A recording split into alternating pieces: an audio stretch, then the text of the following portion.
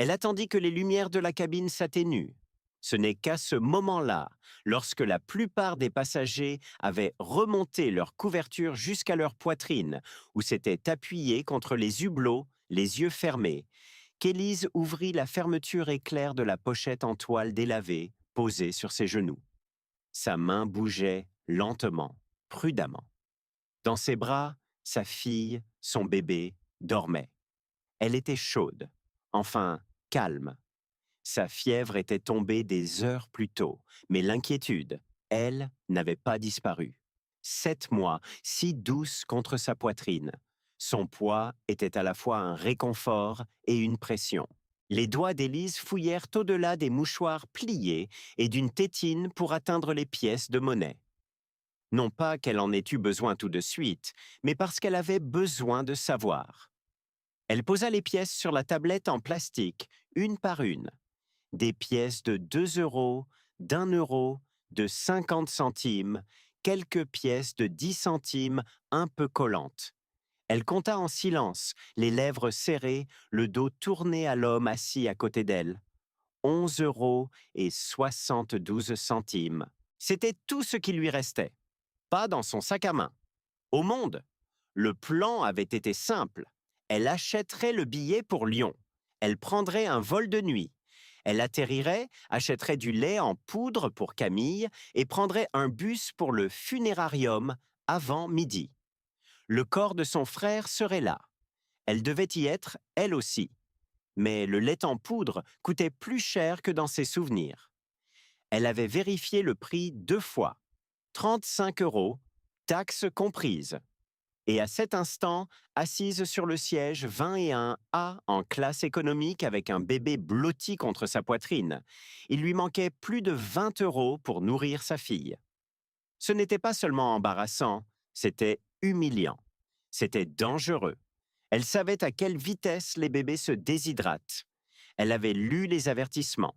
Elle avait passé des nuits à chercher les symptômes sur Google, priant pour que la toux passe, que la fièvre reste basse. Elle ne pleura pas. Pleurer n'avait jamais aidé. Au lieu de ça, elle remit les pièces dans la pochette. Le cœur battant, honteuse du léger cliquetis que chaque pièce faisait en tombant. C'est alors qu'elle remarqua la serviette en papier. Elle n'était pas là une seconde plus tôt, mais maintenant elle reposait tranquillement sur la tablette, pliée en deux. Dessus, un billet de 50 €, impeccable, net, parfaitement immobile. Elle tourna la tête lentement, prudemment, vers l'homme à côté d'elle. Il était assis calmement, ne la regardant pas, ne souriant pas. Ses yeux étaient fixés sur l'écran de vol devant lui, les mains nonchalamment croisées. Puis, sans se tourner, il parla. Vous avez fait tomber ça. 4 mots, simples, dits comme s'ils étaient Brit vrais. Élise ne répondit pas tout de suite. Les bords de la serviette frémirent légèrement sous le courant d'air venu d'en haut. Le bébé s'agita, puis se calma. Elle ouvrit la bouche pour dire quoi. Elle n'était pas sûre, mais se retint. Il n'y avait pas de bonne réponse, aucune façon d'expliquer qu'elle n'avait rien fait tomber, qu'il avait clairement tout vu, qu'elle n'avait plus rien pour faire semblant. Sa main bougea lentement. Elle prit la serviette, la déplia et glissa le billet dans sa pochette sans un mot. Puis elle se retourna vers le hublot et fixa le ciel sombre.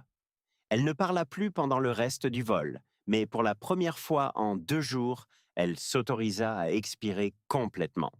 Non pas parce que le problème était résolu, mais parce que quelqu'un l'avait vu et n'avait pas détourné le regard.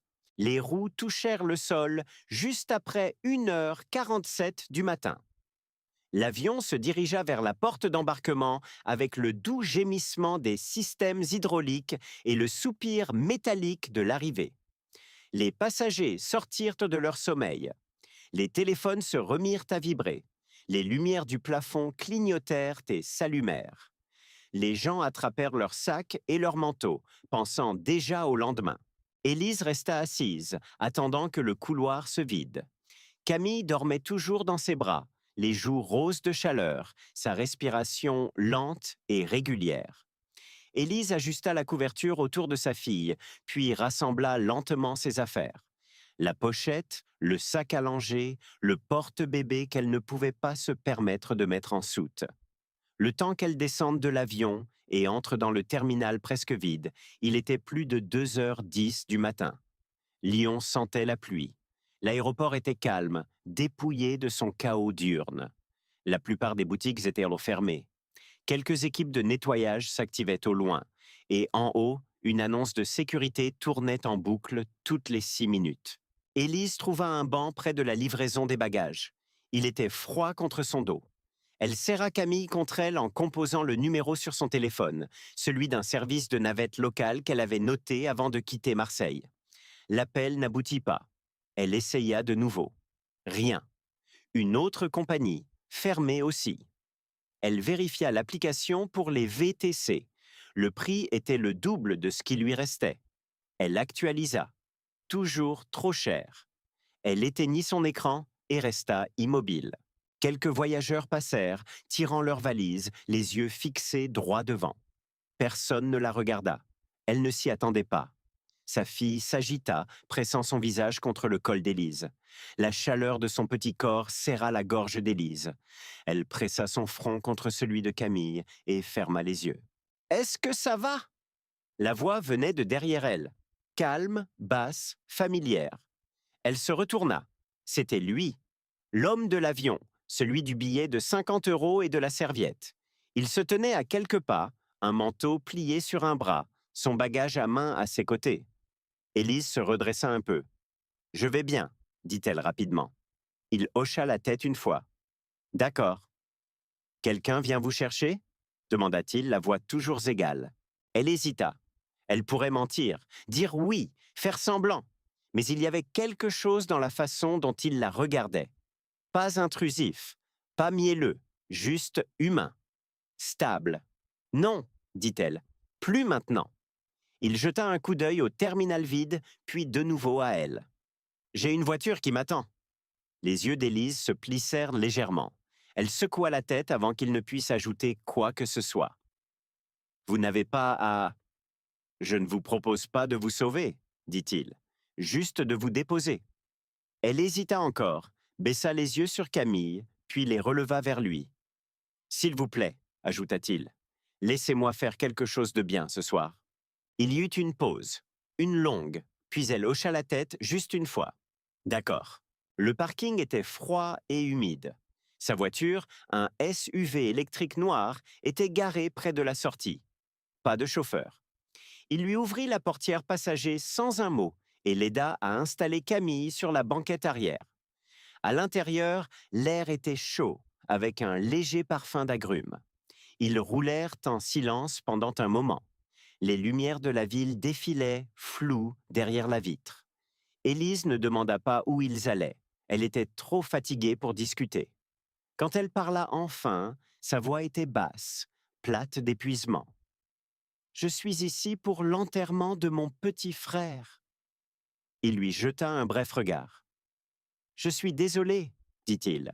Elle hocha la tête, regarda de nouveau par la fenêtre. Il avait 24 ans.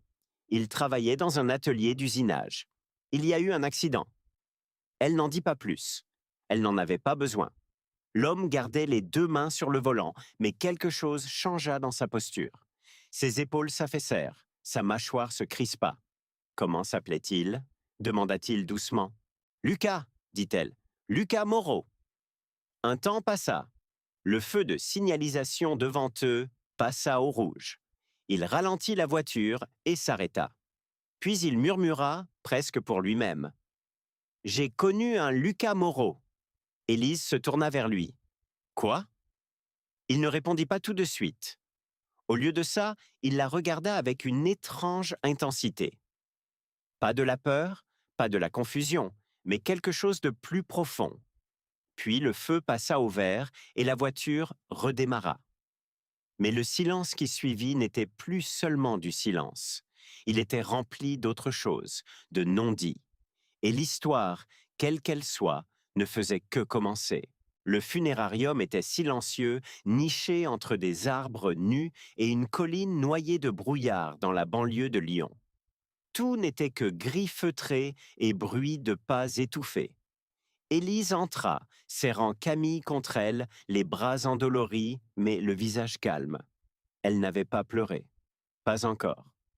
La pièce sentait légèrement le lys blanc et le vieux bois. Une petite foule était dispersée autour de chaises pliantes. À l'avant de la chapelle, sur une table drapée de tissu ivoire, il y avait une seule photo encadrée. Un jeune homme aux yeux bienveillants et au sourire en coin. Lucas Moreau, 24 ans, son petit frère. Nathan se tenait à l'arrière. Il n'avait pas prévu d'entrer, juste de la déposer. Mais quand elle avait ouvert la porte et était entrée dans cette pièce, quelque chose en lui avait refusé de la laisser entrer seule. Et maintenant, il était figé, car la photo sur la table était une de celles qu'il n'avait jamais oubliées. Il s'avança lentement, comme s'il s'approchait de quelque chose de sacré, puis murmura à voix basse « C'est lui ». Élise se retourna. « Quoi ?» Nathan ne répondit pas tout de suite. Il se rapprocha de la table, les yeux fixés sur l'image comme si elle pouvait disparaître. Puis il sortit son portefeuille de son manteau. De la poche intérieure, il déplia une vieille photo, froissée, usée, mais sans équivoque. La même chemise en jean, le même sourire en coin. « J'ai gardé ça, dit-il. Il y a 4 ans, votre frère m'a sauvé la vie. » Élise cligna des yeux, confuse. « Je ne comprends pas. » Nathan hocha la tête, la voix stable mais basse. C'était sur un chantier de construction, un projet de logements sociaux à Saint-Étienne. Je le finançais via ma fondation. Une poutre en acier s'est détachée. Je ne l'ai vue que trop tard. Lucas m'a tiré en arrière quelques secondes avant qu'elle ne m'écrase. Il la regarda. Il n'a pas donné son nom. J'ai dû demander autour de moi pour avoir la photo. Il ne voulait aucune reconnaissance. Il a juste disparu après. Je ne l'ai jamais retrouvé. Élise s'approcha, sa prise sur Camille se resserrant. Il ne me l'a jamais dit. Il a juste dit qu'il avait fait des heures supplémentaires ce jour-là. La voix de Nathan s'adoucit. Il m'a donné une seconde chance et je ne l'ai jamais remercié. L'air entre eux s'épaissit, comme si le silence lui-même portait un poids. Élise baissa les yeux sur la photo de son frère, ses propres yeux commençant enfin à briller. Il disait toujours « Fais le bien, mais n'attends pas les applaudissements ». C'était tout Lucas. Tut. L'expression de Nathan changea, non plus composée, mais fissurée, humble. « Je crois qu'il savait, dit-il, ce jour-là, dans l'avion. Peut-être qu'il a trouvé un moyen de nous réunir. » Le regard d'Élise croisa le sien, et à cet instant, quelque chose passa entre eux. Pas romantique, pas dramatique, juste quelque chose de profondément humain.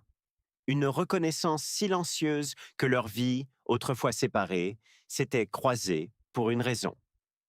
Elle hocha la tête une fois, lentement. « Il vous aurait apprécié. » Nathan esquissa un demi-sourire. « Il m'a sauvé une fois. Peut-être que maintenant, je peux rendre une partie de cela en étant là quand ça compte. » Elle ne répondit pas tout de suite, mais elle ne s'éloigna pas non plus. Dans le calme de cette petite pièce, entourée de deuil, un fil nouveau avait commencé à se tisser entre 2 étrangers, liés non par la pitié, mais par le souvenir, par un but et par le genre de dette qui ne peut jamais être remboursée avec de l'argent, seulement avec la présence, seulement avec la vérité. La porte du motel grinça en se refermant derrière elle. Élise s'appuya contre elle, trempée par la bruine, le cœur battant encore. Camille s'agita contre sa poitrine, de nouveau chaude. Sa fièvre était revenue sous le couvert de la nuit. Élise déposa le bébé sur le mince lit du motel, ouvrit son sac et chercha de mémoire. Elle savait déjà qu'il ne restait rien. Plus de lait en poudre, pas de médicaments contre la fièvre, pas de couche pour tenir la nuit. Elle s'assit sur le bord du lit et pressa les paumes de ses mains contre ses yeux, essayant de ne pas pleurer. C'est alors qu'on frappa doucement à la porte. Elle se figea. Un coup, une pause, puis un autre.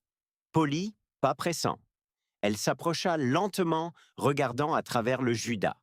Nathan. Elle hésita juste assez longtemps pour que sa propre honte monte, puis ouvrit la porte. Il se tenait là, sous la pluie froide, sans parapluie, tenant un petit sac en papier dans une main et un sac de pharmacie en plastique dans l'autre. Le col de sa chemise était trempé, ses cheveux aussi. Mais son expression était calme. J'ai pensé qu'elle pourrait avoir besoin de ça, dit-il doucement, en levant le sac de pharmacie. À l'intérieur, un médicament pour la fièvre pour nourrissons, un thermomètre, des couches et une boîte de lait en poudre. Dans le sac en papier se trouvaient 2 petits pains moelleux emballés dans du papier d'aluminium. Elle ouvrit la porte plus grand, ne dit rien. Nathan entra sans regarder autour de lui. Il n'examina pas la pièce, ne scruta pas ses affaires, il posa simplement les sacs sur le petit comptoir et se tourna vers elle avec des yeux stables. A-t-elle dormi un peu? Un peu, dit Élise, la voix rauque. Elle brûle de nouveau. Nathan s'approcha, vérifia le réglage du thermomètre, le lui tendit. Essayez d'abord avec ça. Élise le prit, le plaça sous le bras de Camille et attendit. Elle la berçait doucement tout en regardant les chiffres grimper. Nathan s'assit sur le deuxième lit sans demander. Silencieusement, respectueusement, ils attendirent. Puis, un bip. 39,4, murmura Élise. Elle ferma les yeux. Trop haut. Nathan ouvrit le médicament et mesura doucement la dose correcte. Voulez-vous que je... commença-t-il. Elle hocha la tête. Il s'avança lentement, s'agenouillant à côté du lit, parlant doucement à Camille, d'une voix qui surprit Élise par sa naturalité. Camille accepta le médicament avec un petit gémissement. Puis sa respiration s'adoucit.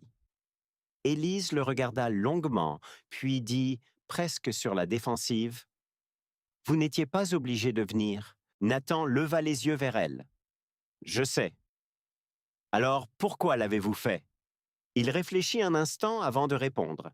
« Avant, je croyais que le monde se réparait tout seul, que si l'on travaillait assez dur, donnait assez, finançait les bonnes choses, la justice se ferait. Mais ensuite, votre frère m'a sorti de sous ce mur et je n'ai pas pu m'empêcher de me demander ce qui se serait passé s'il ne l'avait pas fait. » Sa voix était stable, basse. Il était plus jeune que moi aujourd'hui et il a tout donné pour un étranger. Les yeux d'Élise s'emplirent de larmes, non pas de pitié, mais de reconnaissance. « Il ne me l'a jamais dit, » dit-elle. Nathan hocha lentement la tête. C'est ce qu'il était. Une longue pause.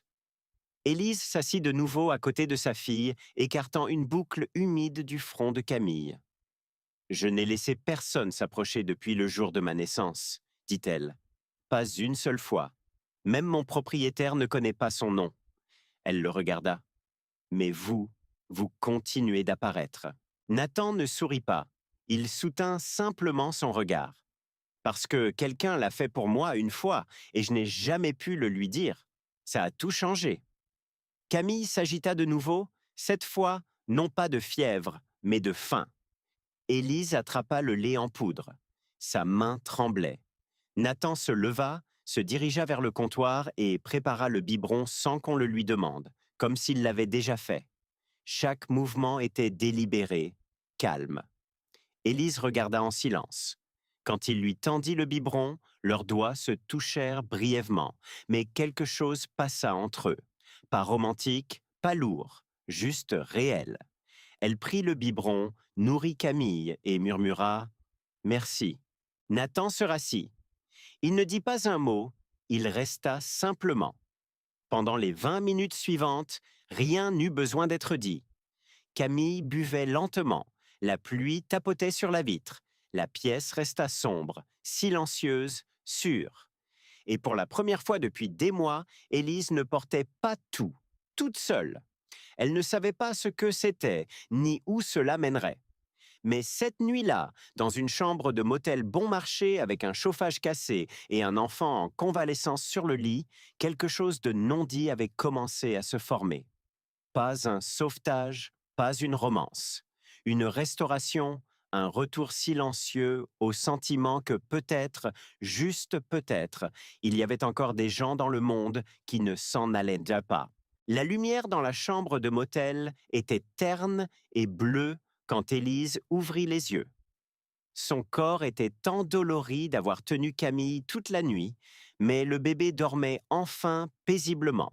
Sa fièvre était tombée. La pluie chuchotait encore derrière la fenêtre.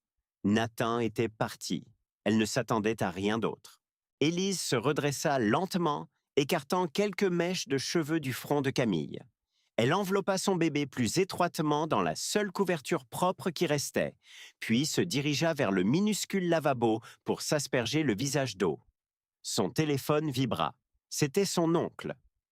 Enterrement prévu à 9 heures. Cimetière des Hauts-Vallons. Pas de réception après. Son cœur se serra. Pas le temps de se préparer. Pas de fleurs, pas de cadre, pas de mots. Elle s'habilla rapidement, emmitoufla Camille et sortit dans la brume. En arrivant sur le parking du motel, ses pas ralentirent. La voiture de Nathan était toujours là. Il en sortit juste au moment où elle atteignait le trottoir. Il tenait 2 tasses de voyage et un sac en papier. Les manches de sa chemise étaient retroussées. Pas de costume, pas d'image à maintenir. Vous ne pensiez pas que je partirais sans dire au revoir, n'est-ce pas? Elle s'arrêta, puis baissa les yeux. Je pensais que la nuit dernière était un moment, pas quelque chose que vous transporteriez jusqu'au grand jour. Nathan s'approcha, lui tendit l'une des tasses. Café d'enterrement, dit-il. Personne ne parle jamais de son goût amer. Élise esquissa un demi-sourire, mais il s'effaça vite. Je dois y aller.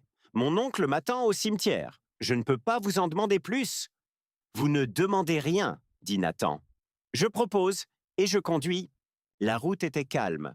Les pins défilaient, flous, derrière la fenêtre, comme des souvenirs qui s'estompent. Camille s'était de nouveau endormie. Sa petite main s'enroulait autour de la manche d'Élise comme une ancre au monde. Élise regardait par la fenêtre. Il est mort en faisant des gardes de nuit, dit-elle finalement.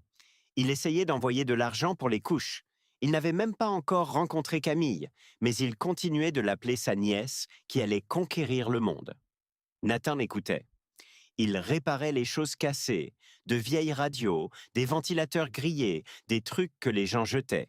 Il disait « Si je peux faire fonctionner quelque chose à nouveau, peut-être que je ne suis pas cassé moi-même. » Elle prit une inspiration, stable mais nette.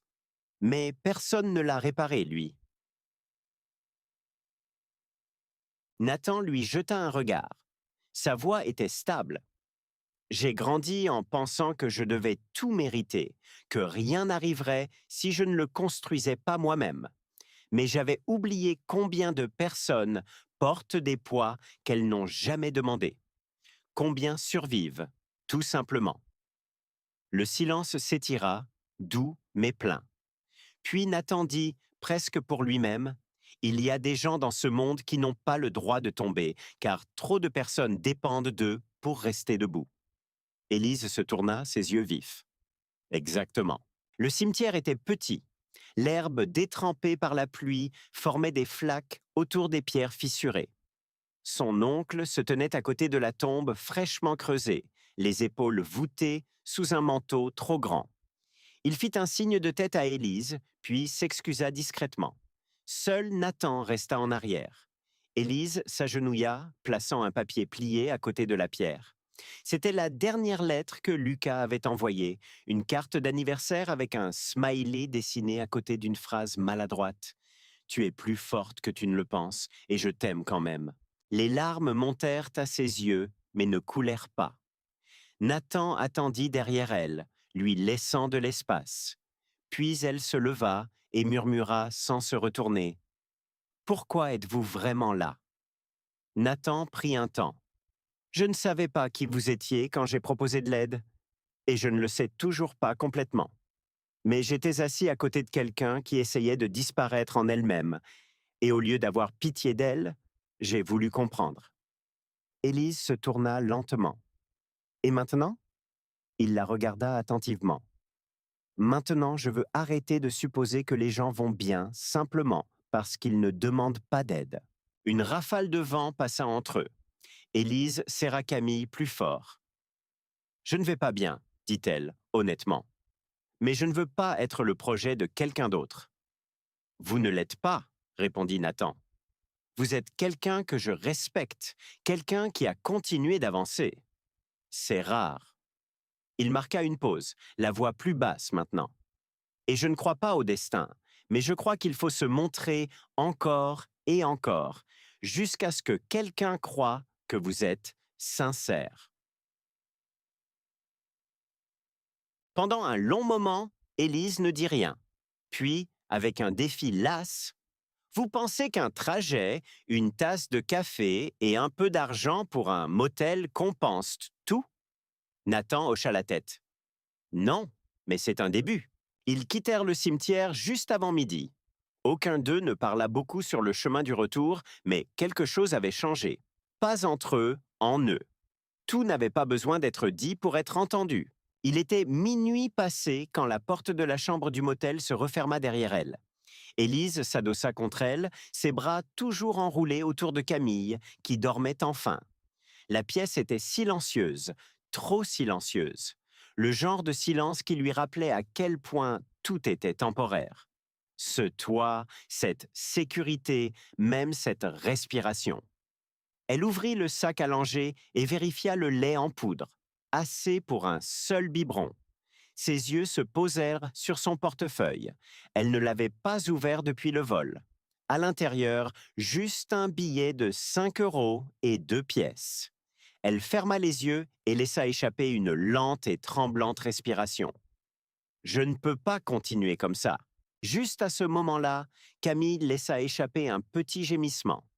Élise la posa doucement sur le lit et toucha son front. Encore trop chaud. Elle attrapa le thermomètre sur la table de chevet, emprunté à la réception. 39 degrés. Son cœur s'emballa. Elle fit les 100 pas dans la pièce, essayant de réfléchir. Les urgences étaient à des kilomètres. Elle n'avait pas de mutuelle. L'hôpital du centre-ville l'avait renvoyée l'année dernière quand Camille avait une toux et qu'elle ne pouvait pas prouver sa couverture. Elle prit son téléphone. Pas de réseau. La pluie commença à tapoter contre la fenêtre. Son esprit s'emballait. Elle avait besoin d'aide, mais elle détestait en demander, surtout à lui. Mais Camille n'avait pas le temps pour la fierté. Elle attrapa la carte de visite glissée entre un bavoir plié. Nathan Lambert, Lambert Technologies. Elle fixa le nom une longue seconde, puis composa le numéro. Une sonnerie? 2. Allô? Sa voix était calme, alerte, pas comme si elle l'avait réveillé. C'est moi. Je suis désolé. Je ne savais pas qui d'autre appeler. Camille brûle de fièvre. Elle a besoin d'un médecin. Aucune hésitation. Envoyez-moi l'adresse. J'arrive.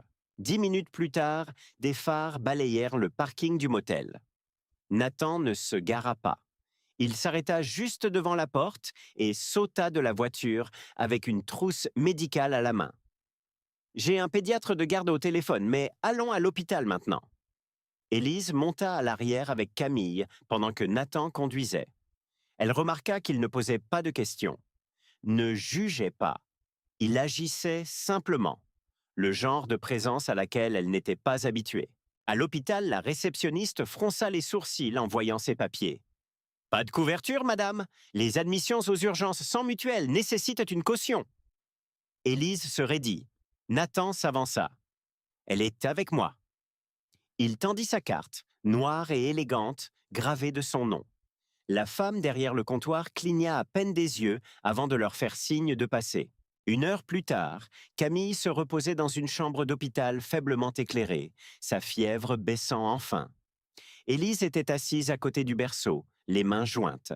Nathan entra silencieusement, tenant 2 tasses de thé. « Elle est stable, dit-il doucement. Les médicaments font effet. » Élise hocha la tête mais ne parla pas. Son regard restait fixé sur sa fille. Nathan s'assit en face d'elle. « Je sais ce que l'on ressent, dit-il. » Elle se tourna. « Vraiment ? Je me suis assis dans des pièces comme celle-ci, seul, à regarder des machines maintenir en vie quelqu'un que j'aime. Je me souviens avoir pensé: comment en suis-je arrivé là avant de demander de l'aide? Élise baissa les yeux. Je ne voulais pas vous devoir quelque chose. Vous ne me devez rien. Alors pourquoi continuez-vous d'apparaître? Sa réponse vint lentement, honnêtement. Parce que quelqu'un est apparu pour moi une fois, quand je ne le méritais pas. Et peut-être que j'attendais le bon moment pour rendre l'appareil. Le silence retomba, mais cette fois, il ne semblait pas vide. Nathan se leva pour partir. Je resterai dans la salle d'attente, au cas où vous auriez besoin de quelque chose. Alors qu'il atteignait la porte, Élise l'appela. Nathan. Il se tourna. Merci. Sa voix se brisa. Pas seulement pour ce soir, pour ne pas m'avoir traité comme un problème à résoudre. Ses yeux s'adoucirent. Vous n'avez jamais été un problème. Juste quelqu'un qui portait plus que quiconque ne devrait avoir à porter seul. Et sur ce, il sortit. Élise se rassit, épuisée, ses mains tremblant alors qu'elle touchait doucement la petite main de Camille. Pour la première fois depuis des semaines, elle n'avait pas l'impression d'être à un faux pas de tout perdre. Pour la première fois, elle se sentait vue, et cela n'avait pas de prix. Les lumières de l'hôpital bourdonnaient faiblement au-dessus, projetant une douce lueur blanche sur le couloir. Élise était assise sur une chaise en plastique rigide devant l'unité de soins pédiatriques, les bras croisés, la respiration inégale. À l'intérieur, Camille dormait sous une couverture chaude, sa fièvre ayant enfin cédé après des heures de perfusion et de soins attentifs. Elle n'avait pas remarqué les bruits de pas qui s'approchaient jusqu'à ce que l'odeur de menthe et de pluie flotte dans l'air. Nathan se tenait devant elle, une simple tasse à emporter à la main. On dirait que vous n'avez rien bu de chaud de la journée. Il la lui tendit. Elle hésita puis la prit. Merci. Ils s'assirent côte à côte en silence, le genre de silence qui n'exigeait pas de conversation, mais qui lui laissait de la place si nécessaire. Nathan se pencha en avant, les coudes sur les genoux. Je ne savais pas à quoi m'attendre en descendant de cet avion, dit-il. Je pensais que j'irais chez moi, que je me reposerais, que j'oublierais l'expression sur votre visage. Élise lui jeta un regard, surprise par l'honnêteté de sa voix. Mais je n'ai pas pu, continua-t-il, parce que j'ai déjà vu cette expression. Dans le miroir, après la mort de Mason. Elle se tourna brusquement. Vous aviez un enfant? Il hocha la tête, lentement et sûrement. 8 mois, une malformation cardiaque congénitale. Nous nous sommes battus chaque jour dans ce même genre de pièce. Et quand il est parti, je me suis promis que si je voyais un jour quelqu'un debout, seul, comme je l'étais, je serais là. Élise fixa le gobelet, puis le regarda de nouveau. Elle se décala. Entrez. Il ne s'assit pas. Il resta debout, juste à l'intérieur de la porte, l'air maladroit d'une manière qui le rendait plus réel que n'importe quel costume ou titre ne l'avait jamais fait. Élise posa les papiers sur la petite table du motel et se tourna vers lui. « Pourquoi faites-vous ça? Vraiment ?» Nathan prit un moment, puis répondit doucement.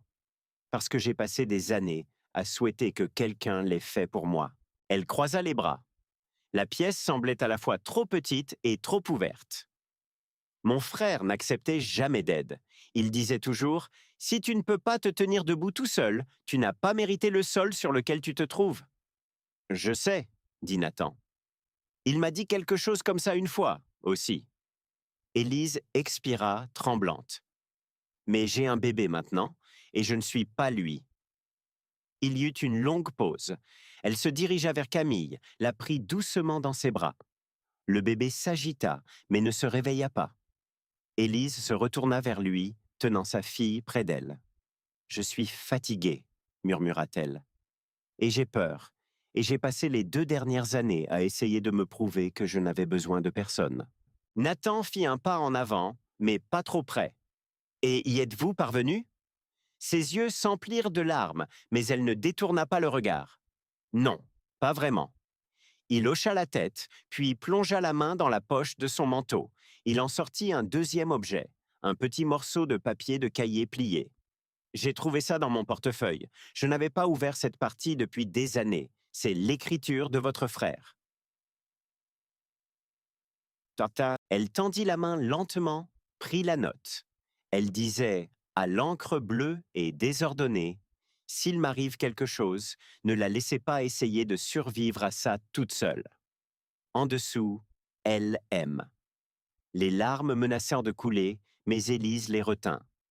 Ce n'est pas votre fardeau, murmura-t-elle. Il se tourna pour lui faire face complètement. Ce n'est pas un fardeau, c'est un choix. Le couloir resta silencieux, à l'exception du doux bourdonnement des moniteurs et d'une infirmière passant de temps en temps. Le poids des dernières heures pesait entre eux, mais pas lourdement, plutôt comme un ancrage. Élise parla enfin de nouveau, sa voix basse mais claire. Vous ne saviez pas que Lucas vous avait sauvé? Pas vraiment, pas avant l'enterrement. Non, dit Nathan. Mais d'une manière ou d'une autre, je pense qu'il a toujours su ce qu'il faisait. Elle hocha la tête. Je pense qu'il savait que j'aurais besoin de quelqu'un quand il ne serait plus là. Il y eut un moment alors, un moment non pas de romance, ni de déclaration, mais de reconnaissance. Deux personnes qui avaient perdu, deux personnes qui essayaient, deux personnes qui avaient trouvé chez un étranger quelque chose de tranquillement sacré. Cette nuit-là, Nathan ne rentra pas chez lui. Il resta, ne franchissant jamais les limites, ne supposant jamais rien. Il resta simplement assis sur la chaise rigide de l'hôpital à côté d'Élise, buvant du thé de distributeur, regardant la lente montée et descente de la petite poitrine de Camille à travers la vitre. Et pour la première fois depuis longtemps, Élise dormit. Non pas parce qu'elle n'avait pas peur, mais parce qu'elle n'était pas seule. 3 jours s'étaient écoulés depuis l'hôpital. Camille allait mieux. Sa fièvre était tombée pour de bon.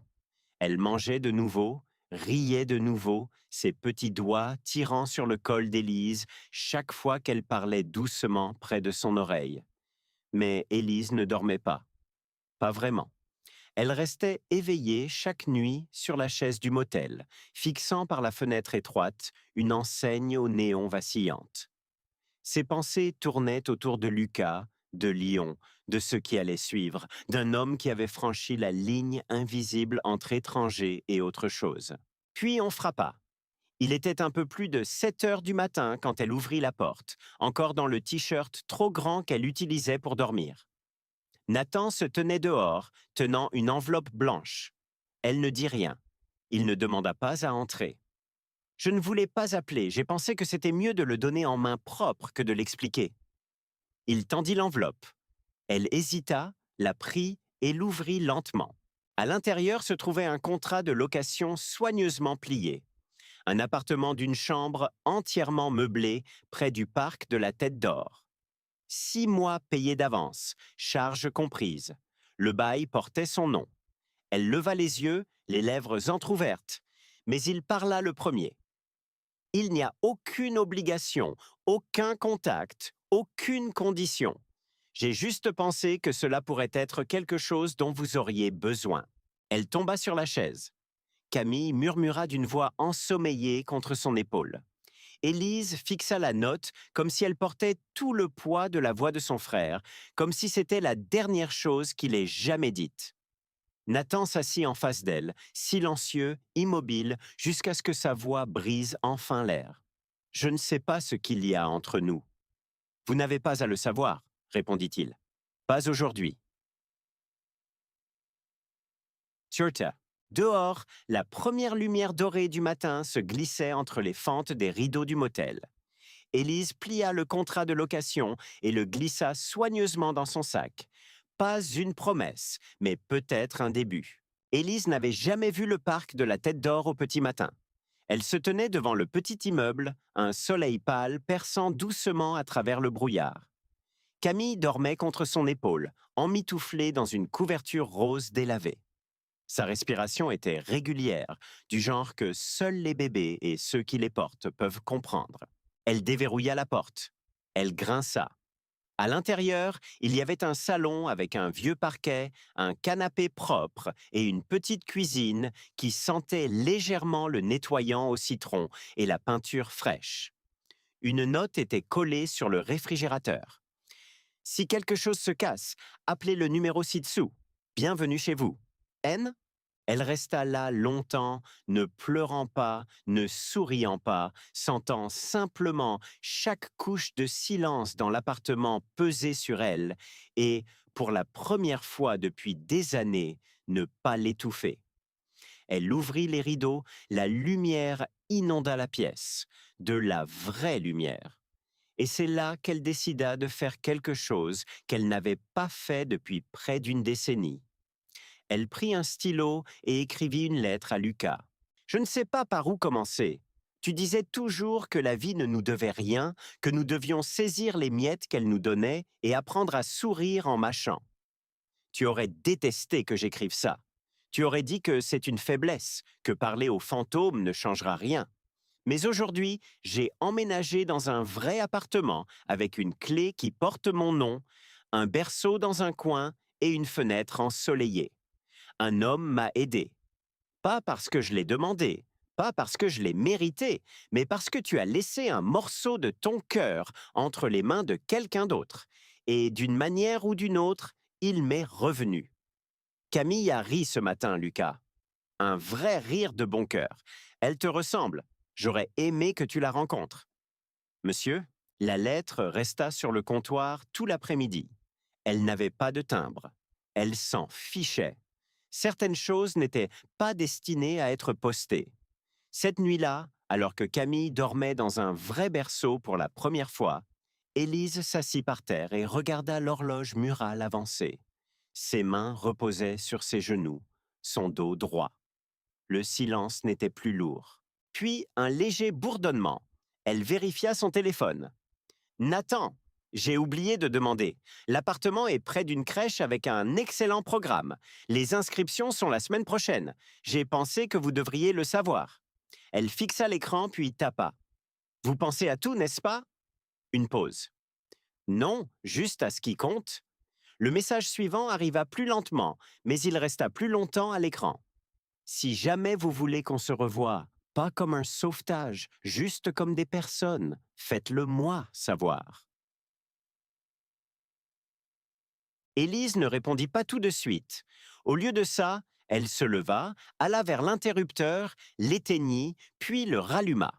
Une pièce, une lueur, un choix. Elle resta dans cette lumière pendant un long moment. Peut-être que c'était comme ça que la vie recommençait. Pas avec un baiser dramatique ou un discours, mais avec une pièce éclairée de sa propre main après des années d'obscurité. La première pluie depuis des semaines tomba ce samedi-là. Une bruine douce et persistante qui faisait scintiller la ville comme si elle venait de se réveiller d'un long et difficile rêve. Élise se tenait au passage piéton devant une librairie, un parapluie dans une main, Camille dans l'autre. Sa petite fille était emmitouflée, les joues roses de froid, un bonnet doux glissant légèrement sur un œil. Elles n'étaient pas là pour acheter des livres. Elles attendaient. Une berline noire s'arrêta, sans marque distinctive, si ce n'est le faible reflet des arbres sur son pare-brise. La portière arrière s'ouvrit. Nathan en sortit. Pas de costume, pas de chauffeur, juste un jean, un pull bleu marine et quelque chose de plus calme sur son visage, comme si on lui avait coupé le souffle la semaine dernière et qu'il apprenait encore à respirer. Leurs regards se croisèrent. Pas comme des étrangers, pas comme des sauveurs et des âmes sauvées. Comme deux personnes qui avaient déjà vécu la partie où la plupart des histoires se terminent. « Salut !» dit-il simplement. « Salut !» Il regarda Camille. Elle s'agita, puis tendit la main vers lui, attrapant une poignée d'air. Il toucha doucement ses petits doigts. « Elle se souvient de vous, » dit Élise. Nathan sourit doucement. « Alors, je peux vous montrer quelque chose ?» Ils dépassèrent les quartiers où rien ne changeait jamais pour se diriger vers ceux où tout avait changé, jusqu'à ce qu'ils s'arrêtent devant un étroit bâtiment en briques de 2 étages sur un pâté de maisons calmes. Une enseigne en bois au-dessus de la porte disait «Le projet Camille». À l'intérieur, des murs fraîchement peints, des boîtes de lait pour bébés soigneusement empilées, un coin jeu avec des tapis colorés et des jouets d'occasion. Une salle de consultation avec un stéthoscope posé sur la table d'examen. Et au centre, une grande table avec des ordinateurs portables ouverts, du Wi-Fi gratuit, du café frais, des demandes d'emploi en attente. Elle se tourna vers lui. Qu'est-ce que c'est? Nathan la regarda, sans chercher à vendre, ni à impressionner, juste en offrant. C'est à vous. Les mots la frappèrent comme une chaleur après un long gel. Vous me donnez ça? Je vous donne ce que vous avez déjà commencé. Il marqua une pause. Avant, je pensais que la chose la plus précieuse que je pouvais offrir était le contrôle. Sur les entreprises, sur les résultats, sur les gens. Mais ce que vous m'avez montré, ce que vous n'avez jamais demandé, c'est que la valeur ne vient pas de ce que l'on possède. Elle vient de ce que l'on libère. Élise cligna rapidement des yeux. Les larmes menaçaient, mais elle resta stable. Pas parce qu'elle ne le sentait pas, mais parce que certaines émotions sont trop sacrées pour être versées négligemment. Vous ne me devez rien, dit-elle. Je sais. Mais pourquoi? Pourquoi aller si loin? Il la regarda longuement, puis dit, d'une voix calme, honnête et inébranlable. Parce que dans cet avion, vous m'avez rappelé qui je voulais devenir. Avant le cours de l'action, avant les conseils d'administration, avant que j'oublie.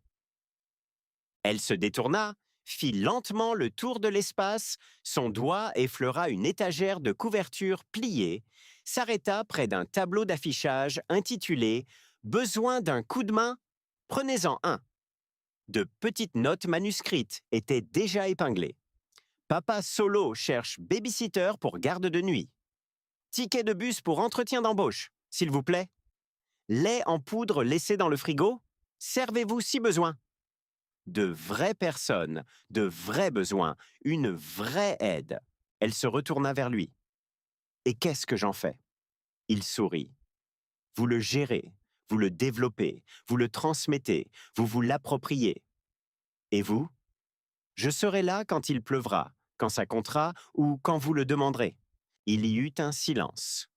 Puis Camille laissa échapper un petit rire depuis sa poussette, et Élise rit aussi. Un rire plein d'incrédulité, de légèreté et de souvenirs. Le son d'une femme qui respirait enfin dans un espace qu'elle avait aidé à créer.